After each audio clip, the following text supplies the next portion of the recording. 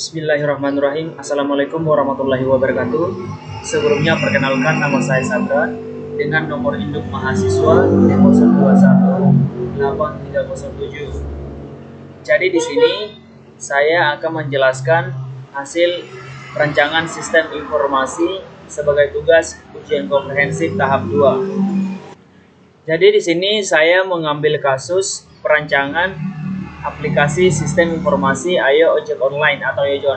Jadi sebelumnya kita bahas identifikasi terlebih dahulu. Identifikasi ini kita bahas dalam pangkalan ojek online. Jadi sistem informasi ojek online ini atau Yojon sangat berguna kepada konsumen dan pangkalan ojek. Jadi yang pertama permasalahannya itu adalah driver harus menunggu penumpang dari tempat ramai, terus penumpang juga harus berjalan jauh ke tempat ojek. Jadi kedua, di ojek pangkalan itu tidak ada pengambilan pesanan berupa antrian. Jadi sehingga banyak supir ojek berebut pesanan. Jadi tiga, sistem ojek pangkalan offline tidak ada patokan penentuan tarif harga. Jadi kadang juga melakukan sebuah negosiasi antara ojek dan pelanggan seperti itu. Assalamualaikum warahmatullahi wabarakatuh. Perkenalkan, nama Serdawati. Jadi di sini saya akan menjelaskan suatu sistem informasi Ayo Ojek Online. Adapun penggunaan sistem yaitu admin, customer atau user, dan pengemudi Yojon. Adapun fitur-fiturnya yaitu menu daftar, menu login, menu home, menu promo, menu top up, menu order, menu layanan. Adapun fitur tambahan yaitu voice assistant, menu order, menu chat, menu akun, ubah email, ubah password, ubah profil, pusat bantuan, dan logout. Diagram konteks. Diagram konteks yaitu menggambarkan sistem suatu jaringan proses fungsional yang menghubungkan satu sama lain dengan alur data baik secara manual maupun komputerisasi. Jadi customer, aplikasi ojek online, dan driver ojek.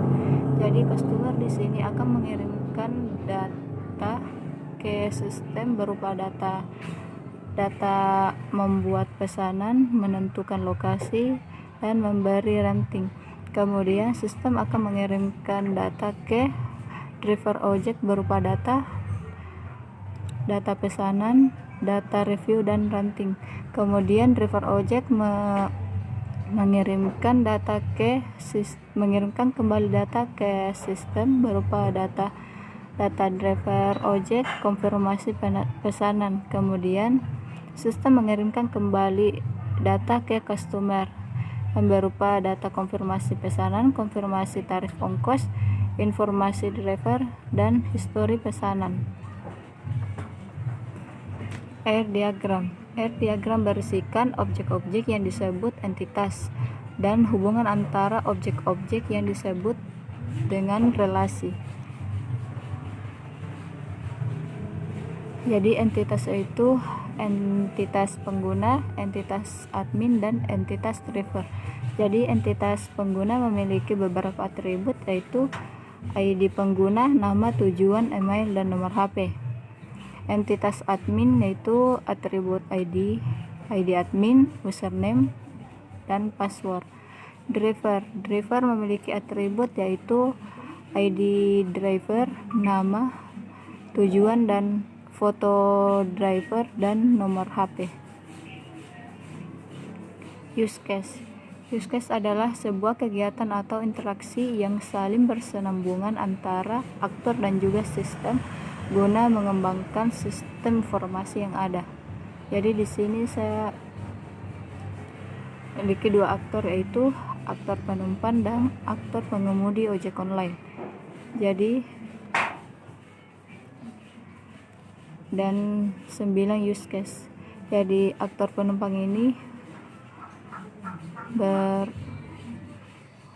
berhubungan dengan registrasi, pesan ojek, mencari pengemudi ojek, dan mendapatkan pengemudi ojek, melakukan pembayaran, dan logout.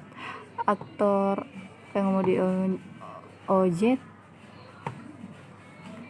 tersambung ke registrasi, menerima pesanan, menjemput penumpang menuju lokasi tujuan, dan logout.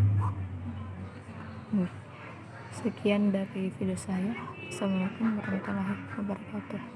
Baik, saya akan melanjutkan penjelasan dari teman saya Irdawati mengenai tentang pencangan Ayo Ojek Online atau Yojon. Selanjutnya kita masuk ke activity diagram system.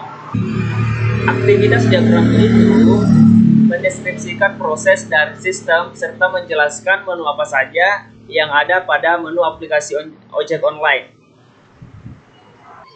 Activity diagram ini menggambarkan aktivitas yang dilakukan oleh sistem, bukan aktivitas dari aktor. Activity diagram itu juga bisa disebut sesuatu yang menggambarkan berbagai alur aktivitas dalam sistem yang sedang dirancang. Bagaimana sistem masing-masing berawal dan bagaimana sistem berakhir. Jadi kita masuk ke lingkaran ini.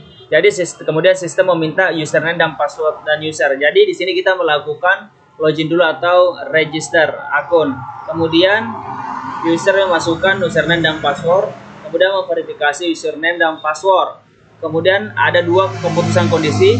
Jadi ketika keputusannya gagal atau akhirnya salah, maka user akan meminta memasukkan username dan password kembali. Kemudian jika berhasil, sistem akan meminta pilihan menu layanan yang diberikan kepada user. Kemudian user memasukkan pilihan menu layanan. Setelah ditampilkan, kita akan memilih pilihan menu layanan apa yang akan kita pilih.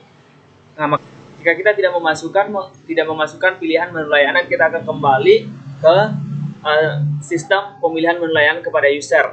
Kemudian jika kondisinya kita memasukkan pilihan menu layanan, kita akan beralih ke sistem verifikasi pilihan minta menu layanan. Ketika sudah melakukan pilihan permintaan menu layanan, maka user akan mengirim ke sistem driver. Nah, sistem driver akan menampilkan pilihan pesanan user.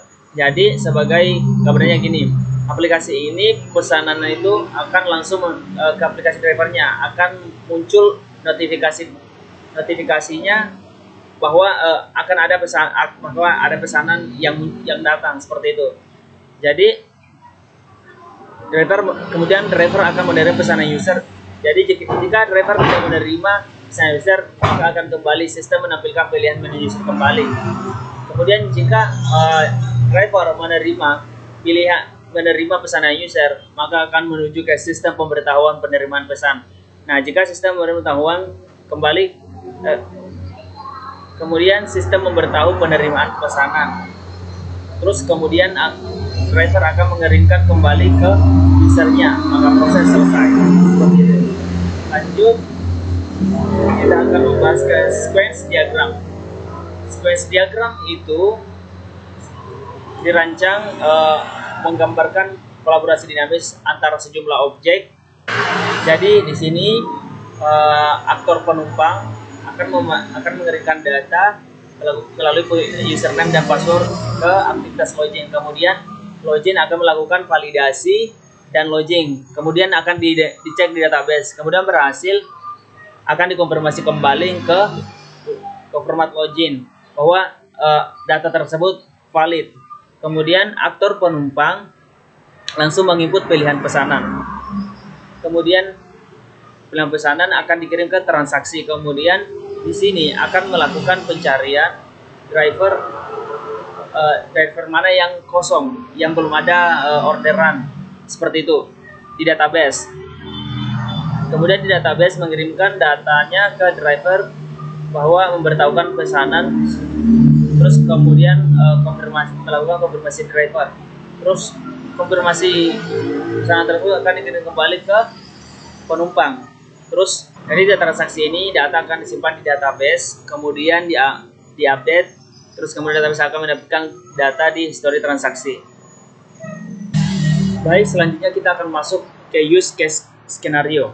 Yang pertama, login user, di mana user harus memilih menu daftar terlebih dahulu, kemudian akan menampilkan form pendaftaran terus mengisi form pendaftaran dan klik daftar. Kemudian akan menampilkan form halaman login dengan nomor HP terdaftar tadi, terus mengisi nomor HP yang terdaftar dan klik login.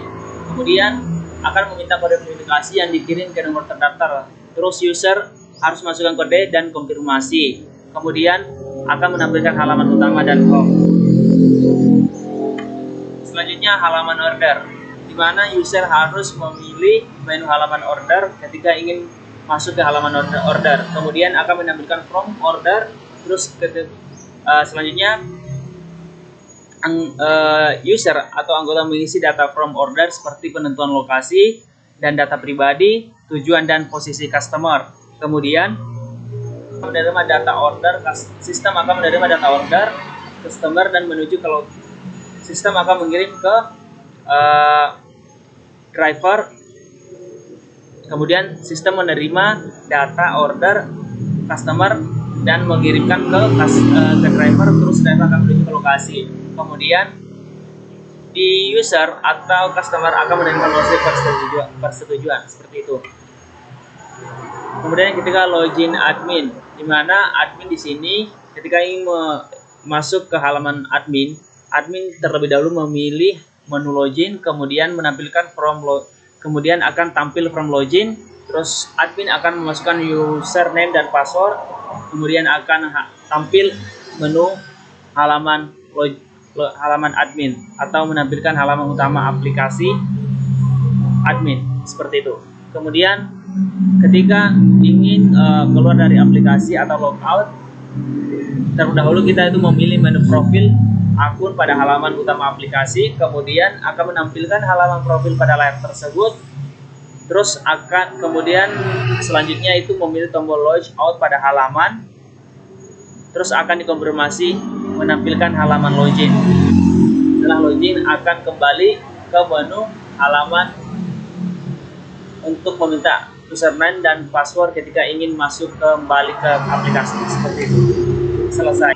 Terima kasih, itulah tadi penjelasan dari saya. Mohon kurangnya dimaafkan. Assalamualaikum warahmatullahi wabarakatuh.